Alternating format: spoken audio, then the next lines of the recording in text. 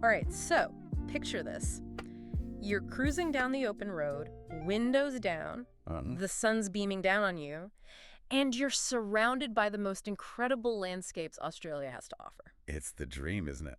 I mean, the outback, the coast, you name it. Yeah. I feel like that's a dream a lot of us share, you know, Absolutely. to experience that unforgettable Australian adventure. But Country. right, but then the reality sets in, right? You think about the sheer size of Australia, Yeah. and the financial side of things starts to creep in. Of course. How do you make that kind of epic journey happen without completely breaking the bank, you know? It's a big question, isn't it? The scale of Australia. Right. It's breathtaking, but also means a lot of planning. Yeah. Logistically, financially. A real puzzle. A real puzzle. And that's exactly what we're diving into today, right? Absolutely. We're talking budgeting for those big, long-haul Australian road trips. And you've given me some fantastic resources. So thank you. Glad to hear that. To really kind of break this down for us. Awesome. Our goal here is to really sift through it all, pull out the most important insights. Exactly. And help you, the listener, feel really confident in planning your trip, especially the financial side of it. Yeah. Because, smart budgeting. Right. It's not about saying no to things. It's about opening up opportunities. Yeah, exactly. It's about making sure that dream trip is actually possible. Right. And without constantly stressing about money. Right. We want you to be out there experiencing those amazing landscapes. The deserts. The beaches. The national parks. Everything. Yeah, everything. With a clear mind, knowing you've got a handle on the money side of things. Right. And the information you shared, it's titled The Great Australian Road Trip, Mastering the Art of Budgeting for Long Hauls. Catchy. I know, right? So good. It's full of wisdom from people who have actually done it. Experience is key. Some fascinating history, which I've got to say, I found really interesting. Oh, good. And a few surprises in there, too. So excellent. Let's get started by thinking about the spirit of overland travel in Australia. Okay, so where does this tradition of these long-distance road trips even come from? Well, it's fascinating when you think about it. Overland travel in Australia. Yeah. It's not some new trend. It goes way, way back to the early explorers and settlers. They were the original long-haul adventurers, weren't they? Yeah, they were. Imagine that, navigating this incredibly harsh land. Wow. Searching for opportunity. Think about those 19th century camel caravans. Oh, wow. Massive operations moving vital supplies, people across huge, unforgiving distances. Camel caravans, that really puts things into perspective, doesn't it? It does. Popping in a comfortable car with our GPS and air conditioning, it's like a completely different world.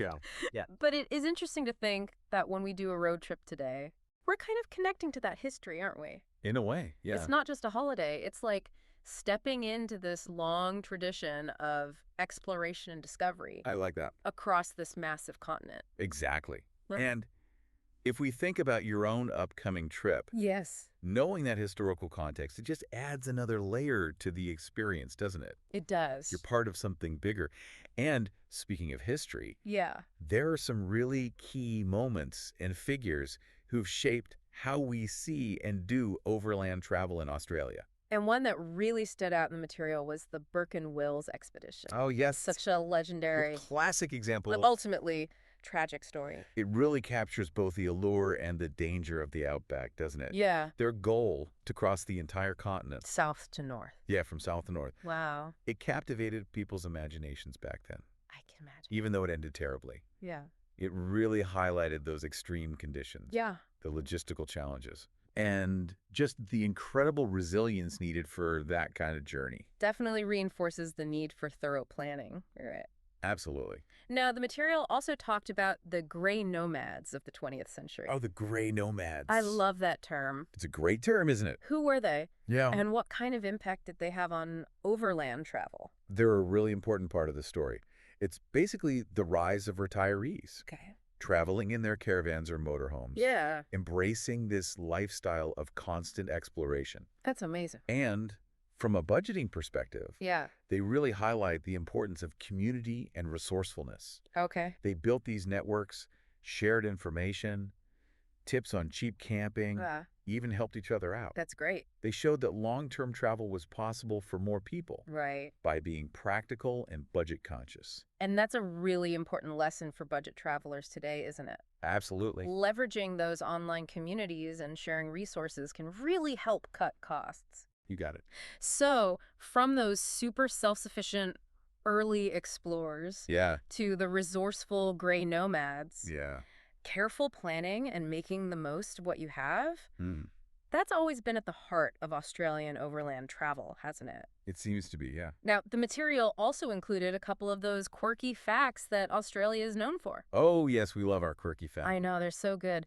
So, tell me about this unbelievably long, straight road. Ah, you're talking about the Air Highway. Yes. It's a legend among road trippers. It must be. There's this 145.6 kilometer section that's absolutely straight. Wow. Like the longest in the world. That's just, I can't even imagine. It's a testament to how vast and unyielding the Australian landscape is. Driving in a straight line for that long, you almost need to put it on autopilot. Yeah, almost. And what was the other weird and wonderful fact? Something about giant fruit, I think. Yes, the big things. Yes, the big things. They're so wonderfully unique. I love them. It's like this endearingly strange part of Australian road trip culture.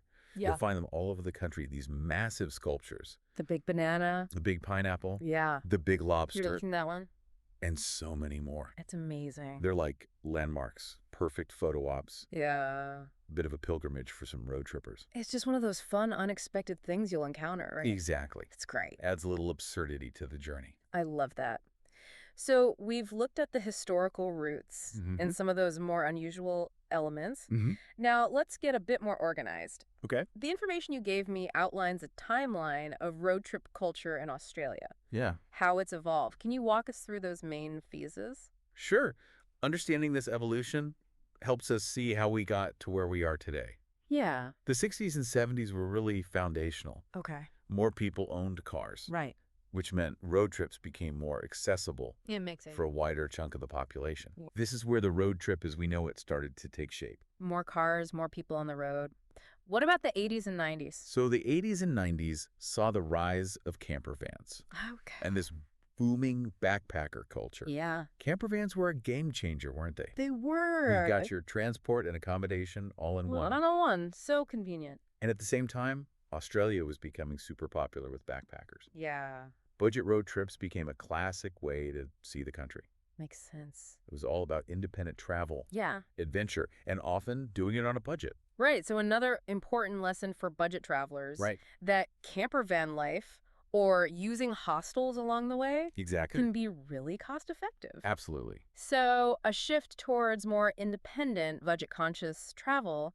How did the 2000s change things further? The 2000s, that's when the digital age really hit road tripping. Okay. GPS became widespread. Huge change. Route planning got so much easier, especially in unfamiliar areas.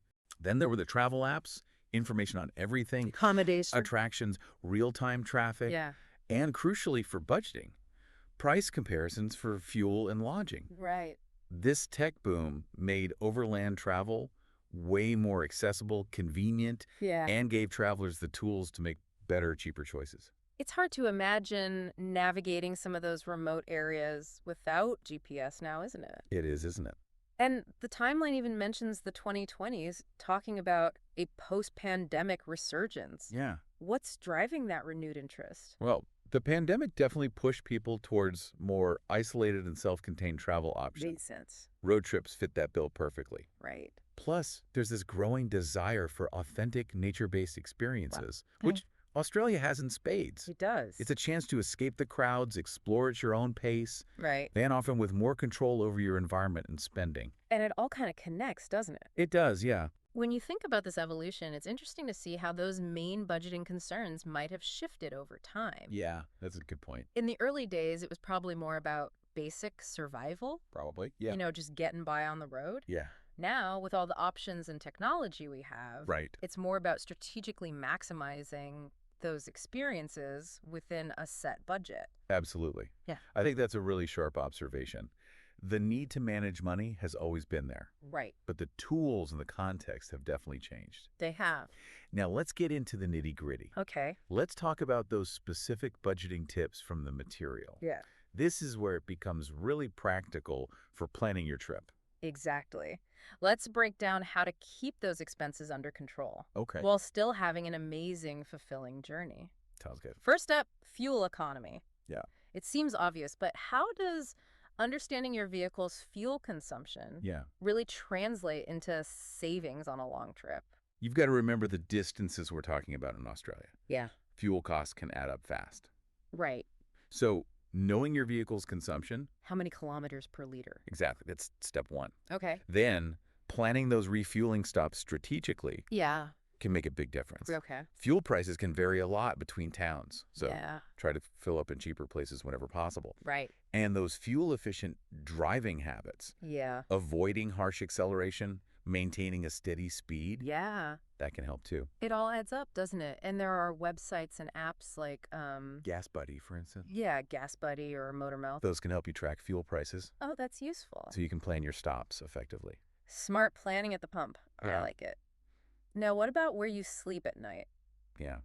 Accommodation. That can be a huge expense. It can, yeah. So how can we find some alternatives? Exploring alternatives is key. Okay. The resources you gave me talk about a bunch of budget-friendly options. Such as? Camping, of course, often the cheapest. Right. Australia has tons of campsites. Yeah. From basic free ones in national parks to holiday parks with more amenities. Right. Free camping often means being self-sufficient, though. Yeah, you have to be prepared. Then there are hostels, great if you're solo or in a small group. Yeah. Affordable beds, shared spaces, and you can meet other travelers. Yeah, that's always fun. Even motels or cabins outside the main tourist areas can save you a lot compared to staying in city centers. That's a good tip. And thinking like a gray nomad, we could check community boards or online forums. Exactly. For those hidden gem affordable stays. You got it. So the key is being flexible and looking beyond those traditional hotels and resorts. Exactly. Now let's talk food. We've got to eat, right? Of course. Fuel for the adventure. Roadside stops can be pricey, though. How do we manage food costs effectively on a long trip? A little planning goes a long way here. Oh. Buying groceries in bulk and cooking your own meals. Yeah. Way cheaper than eating out all the time. Makes sense. Plus, it could be part of the fun, can't it? Yeah, I think so. Imagine finding fresh, local produce. Oh, yeah. Cooking at your campsite, under the stars. That's a vibe. It connects you to the place more deeply. It does. And packing snacks and drinks. Yeah. That helps avoid those impulse buys at pricey service stations. So true. And you mentioned local markets. Oh, yeah? They're great for affordable, delicious food. Absolutely. And you get to experience the local culture, right? Okay. Maybe discover some regional specialties. You never know what you'll find. I love it. So cooking some of your own meals, it's not just about saving money. Yep. It adds to the adventure. Now, we all hope for a smooth and uneventful trip. Fingers crossed. But things happen. They do. The material talks about budgeting for unexpected costs. It's important. What kind of things should we factor into our planning? Well, vehicle maintenance is a big one, especially on long trips. Yeah, with all those kilometers. Setting aside some money for repairs. Yeah. Or even just routine servicing. Right. That's essential for peace of mind. Okay. Then there are emergencies, like needing medical help. Oh, yeah. Or delays due to weather, road closures. Yeah. Those things need to be factored in. Okay. And then there are the spontaneous detours. Yeah. You hear about an amazing place just off your route. Yeah. You want some flexibility in your budget to say yes to those opportunities. Without stressing about the money. Exactly. Having a contingency fund. A safety net. Yeah. It lets you enjoy the trip without worrying about unexpected costs. So it's not about depriving yourself, these budgeting strategies. Right. It's about making smart choices that actually let you experience more in the end. Exactly. Bringing it back to our main point here. Yeah. It's about realizing that budgeting is empowering. It is. It's not about limitations. It's about making informed choices about your money. Yeah. So you can maximize your travel experience. Right. By thinking about fuel, accommodation, food. Yeah. And those potential unexpected costs. Yeah. You free up funds for the things that really make a trip memorable.